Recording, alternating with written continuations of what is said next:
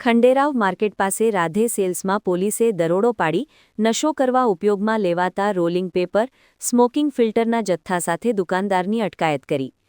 યુવાધનને નશાના દૂષણમાં સપડાતા અટકાવવા આવી પ્રવૃત્તિઓને નિયંત્રણમાં લાવવા માટે રાજ્ય સરકારના અગ્રસચિવ નિપુણા તોરવણે દ્વારા 16મી ડિસેમ્બરના રોજ એક જાહેરનામું પ્રસિદ્ધ કર્યું હતું.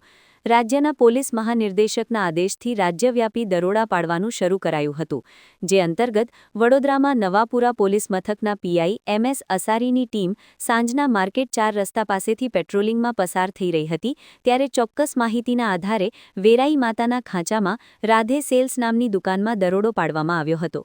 દુકાનમાંથી ₹2,05,000 ઉપરાંત કિંમતની નશાકારક સામગ્રી કબજે કરવામાં આવી હતી.